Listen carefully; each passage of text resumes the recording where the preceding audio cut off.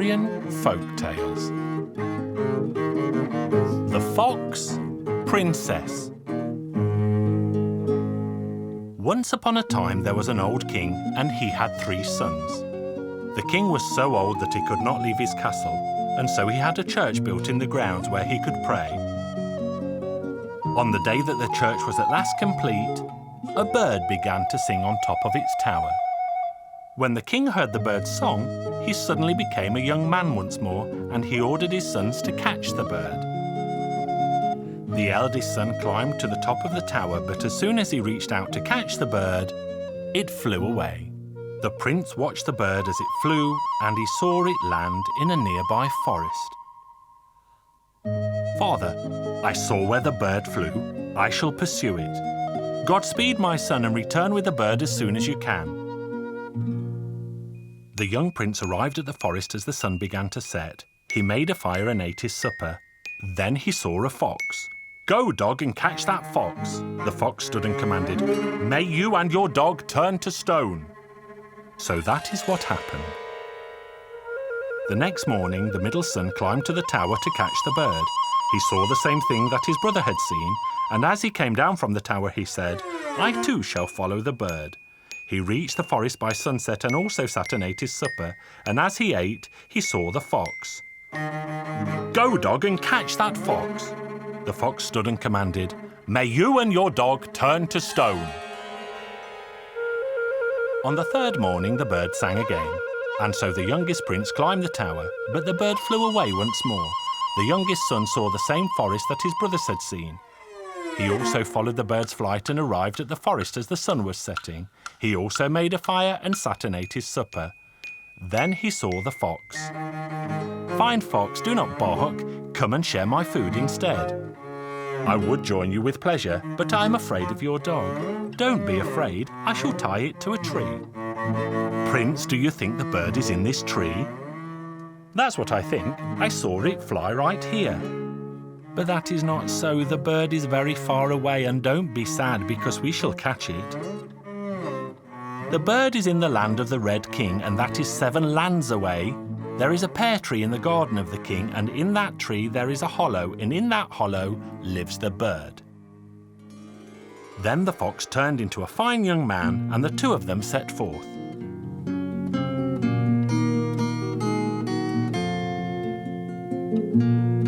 After many days and nights, they arrived at the city where the Red King lived. And as they approached the royal garden, the fox said, "This is the pear tree, Prince. It won't be hard to catch the bird, but there is one difficulty. As you climb down the tree, try not to bite a pear because the tree will make such a noise that it will wake all the guards in the royal palace." As the prince climbed back down the tree, he took a breath and opened his mouth so wide that a pear popped between his teeth, and he bit on it by chance. The guards ran to the garden and caught the young prince. The Red King said, "I see you are a prince. I should have you executed, but I will spare your life on one condition." "What would that be?" "There is a beautiful palace on the shores of the Red Sea. In that palace lives a beautiful princess. If you bring her here, I will pardon you. I have one life, I have one death. I shall do my best." "Again you took a difficult task. I won't let you do it alone. I shall take the task myself because you were good to me, unlike your brothers." The prince and the fox journeyed on and soon reached the shores of the Red Sea. The fox tore off a gigantic leaf and shaped it into a boat with oars. Then they sat in the boat and crossed the sea. And as they reached the far side of the sea, the fox kicked the boat and it turned into a pair of golden shoes, and the fox turned into an old cobbler with a long white beard. The fox then walked to and fro in front of the beautiful palace with the golden shoes in his hands. The princess shouted down to him, "Poor cobbler, bring those golden shoes to me and I shall buy them." "I'm sorry, your highness, but I am very old and cannot climb stairs. Would you be so kind and come down to try them on?" So the princess ran down to try on the shoes. They fit her beautiful feet perfectly. Then the old man shouted, "Little shoes, take all three of us to where we want to be." And they found themselves back on the far side of the sea in a flash. Then he asked the princess, "Tell me, do you know the Red King, as we came here to take you there?" "Of course I know him. I shall never marry him. I would rather die." "What would you say to the prince, your majesty?" "I should like to marry him even though he had me kidnapped." "Worry not, princess. You shall marry him and I shall marry the Red King."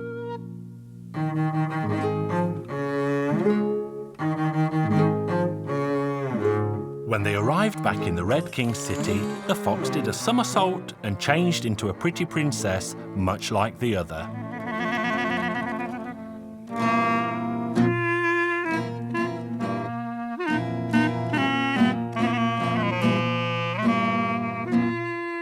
When the Red King saw the princess, he was delighted.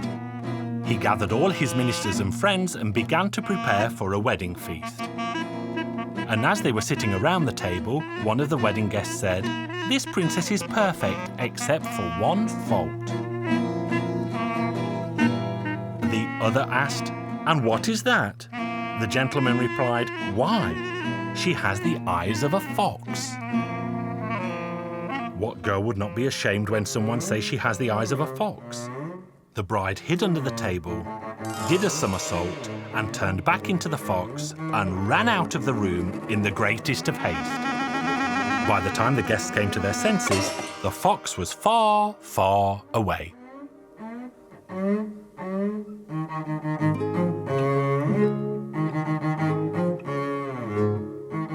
The three of them continued their journey home, and as they passed the forest, they saw the place where the prince had given supper to the fox.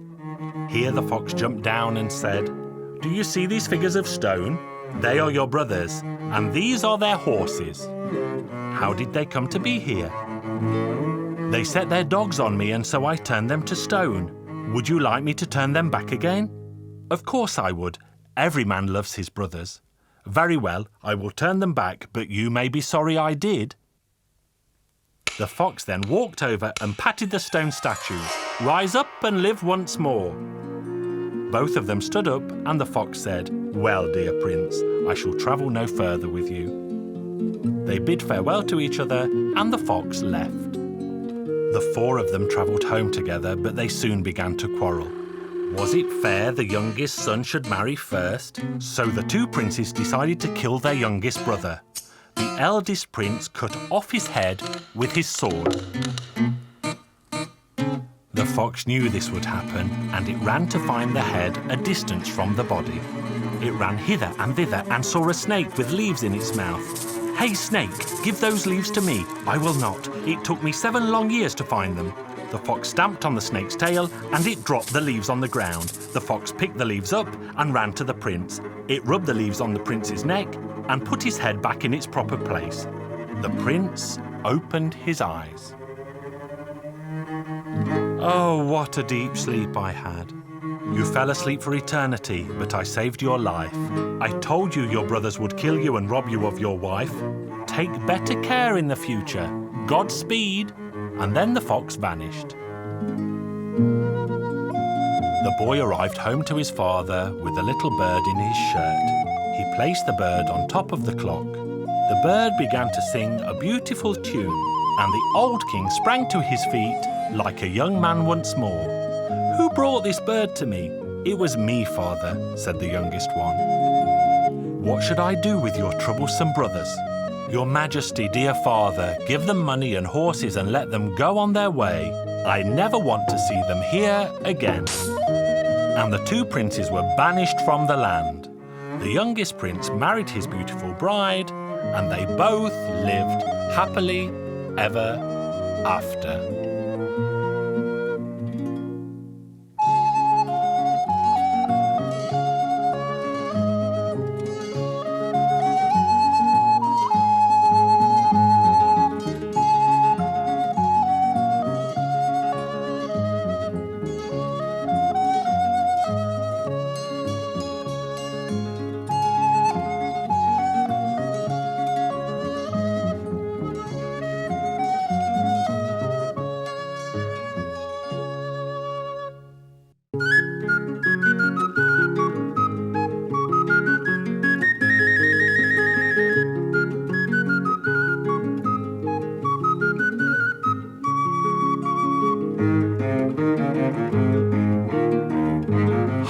Hungarian Folk Tales.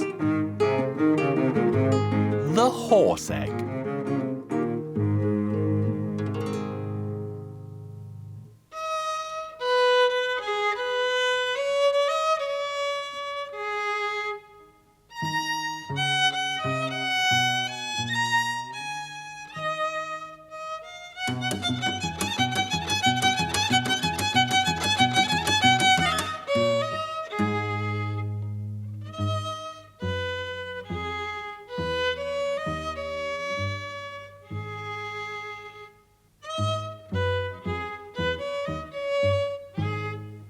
There once lived a peasant who found a giant pumpkin in the meadow.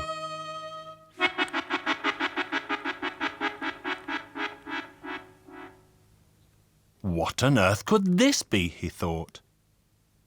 So he bent down, lifted the giant pumpkin up, felt it and smelt it, but he still had no clue what it was. So he took the pumpkin to the village council.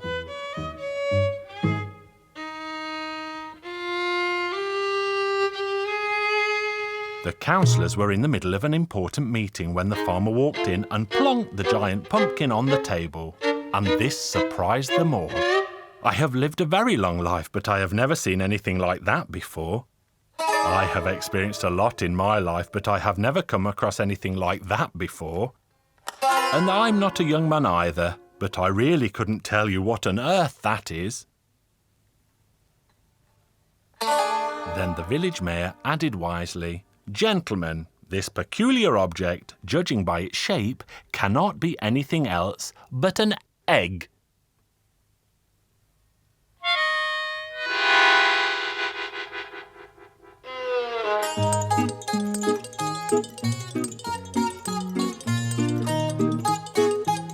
Of course, what else could it be? It must be an egg. The peasant agreed and added that the egg-like object had been warm when he first found it. The local mayor had a very clever mind, and so he wanted to know exactly what kind of egg this might be.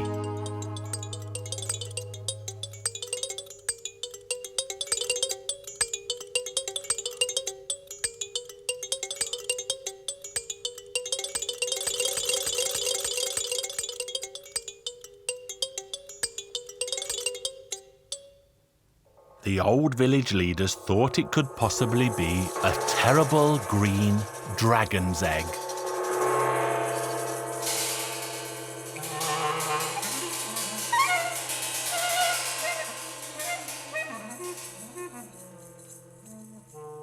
However, the mayor was inclined to agree with the farmer, who said that he had recently seen a strange horse in the very same meadow.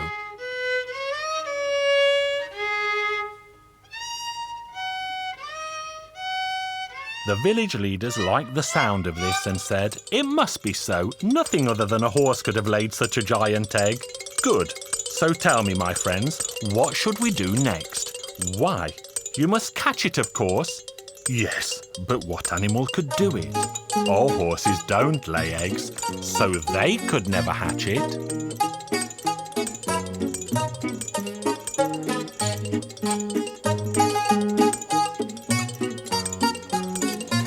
Everyone thought hard what to do. But then the mayor had an idea. "Gentlemen of the council, if the local horses are too stupid to hatch an egg, then we, the village council, should do it. We, gentlemen, must hatch the giant egg. That's what I say." This sounded like a wonderful idea, and everyone nodded in agreement. The village mayor decided to set an example, and so he was the first to sit on the giant egg, and then the gentlemen of the council followed one after the other.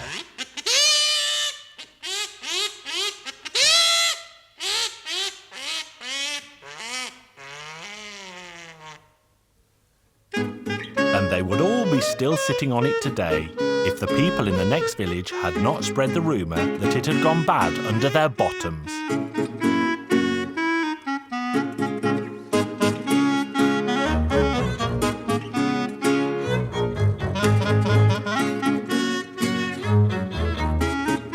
When they heard this, the local leaders protested and refused to sit on the egg for a day longer. This made the mayor very sad because he said he was sure he had felt the horse moving inside it. But the village leaders were convinced the egg was rotten and it smelled very bad. But each stuck to their own side of the story.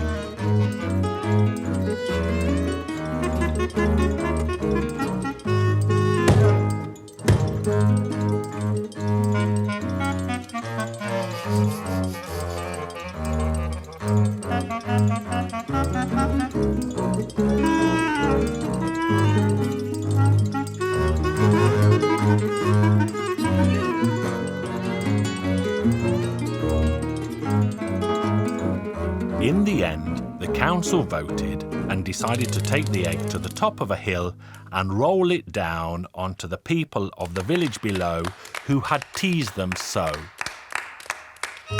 The men, women and children of the village all walked up to the top of a nearby hill and prepared to punish their neighbours with the stinking egg. Everyone pinched their noses and the mayor began to roll the egg. And the giant egg rolled down and rolled down the hill until it rolled into the bushes at the bottom. This is where it broke in two, just as a rabbit ran out of the bushes.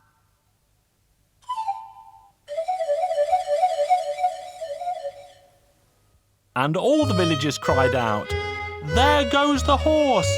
Come on, let's catch it!"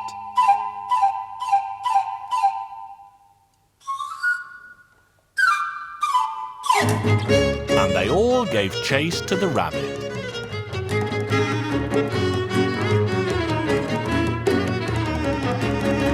Only the mayor stayed standing on top of the hill and muttered sadly to himself, "I told them that something was moving inside. We should have had the patience to sit on the egg for another day, and it would have grown into a fine, strong horse."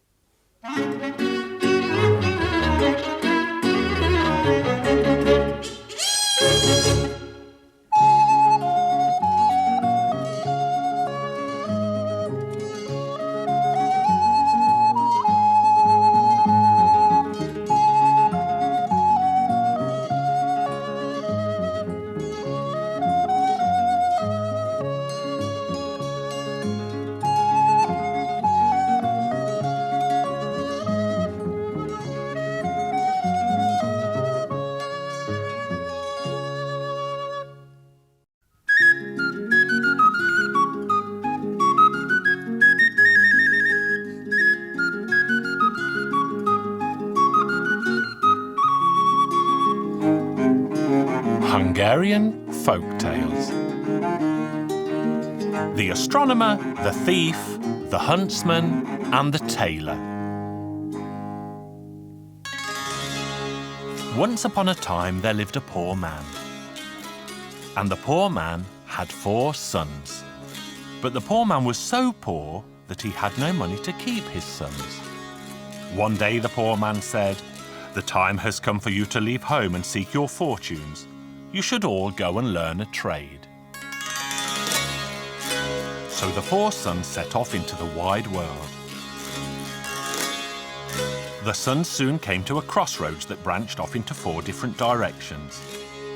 So the sons agreed to part company and all meet back at the crossroads in a year and a day.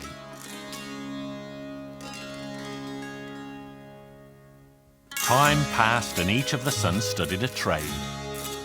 The first son became an astronomer, the second a thief,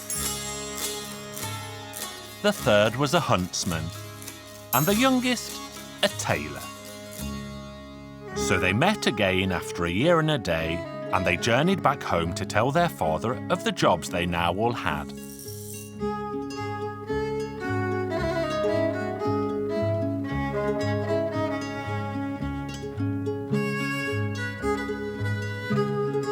Well done, sons. I believe you all, but I still would like to see proof of the new trades you practice. You, my son, the astronomer, what do you see on top of that tree? I see a nest with 5 eggs, and a golden bird is sitting on them. You, my son, the thief, if that is indeed your trade, go now to the nest and steal the eggs from under the golden bird without ruffling a feather on its head.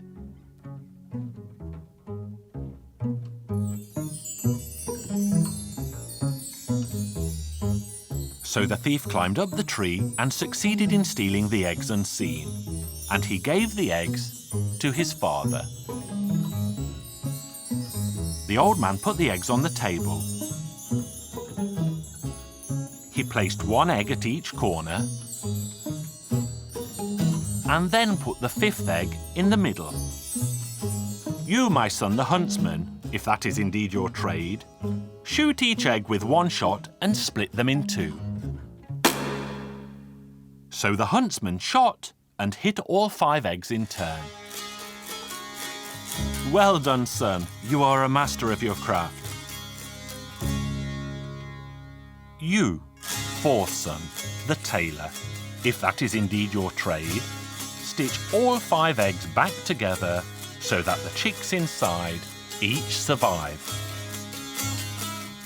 So the tailor stitched the eggs back together and did an excellent job of work.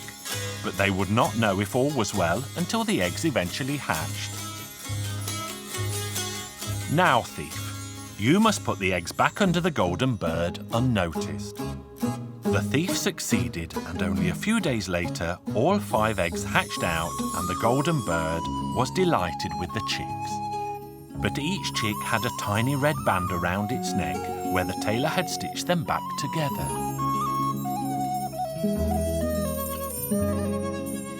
Now, my sons, you have proven your trades to me, but now you must prove them to the wide world. News soon came that the princess was lost, so the astronomer's son took out his spyglass and saw the pretty girl sitting on a rocky island in the middle of a vast ocean.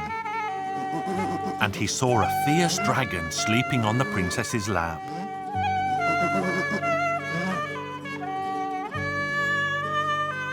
So the astronomer's son went directly to the king and requested a boat to rescue his royal daughter.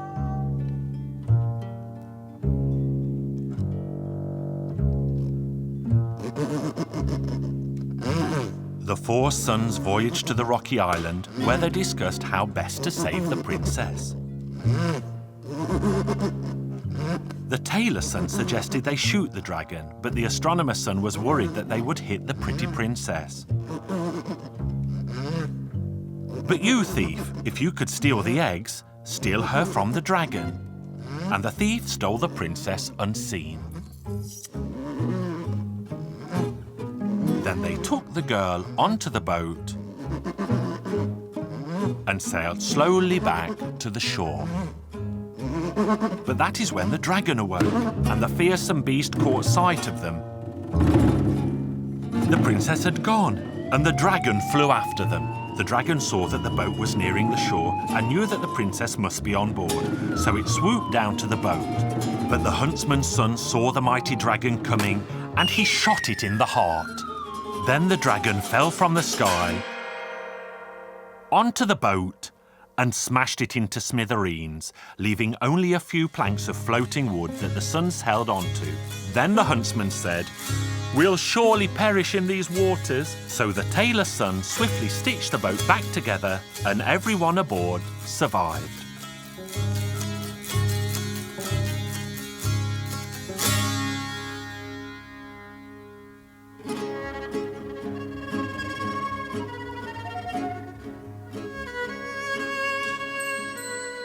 The old king was a very happy man when he saw his daughter again, and he asked the 4 young men, "Which one of you deserves my daughter's hand?" The astronomer's son said, "Me, sire, for I sighted her in the middle of the ocean." The thief said, "Me, sire, for I stole her quietly away." "Seeing her was not enough, brother, if you weren't brave enough to go and get her." Then the huntsman said, "Getting her was not enough, because if I hadn't shot the fearsome dragon, it would have eaten us all up." Then the tailor said, "Only I deserve the princess, sire, because if I hadn't stitched the boat back together, we would have all surely drowned." And the brothers began to fight. So the old king said, "I cannot grant my daughter's hand to all 4 of you, and so instead I shall grant you each a portion of my kingdom. Will that suffice? Because the princess is very pretty, but living in peace is better still.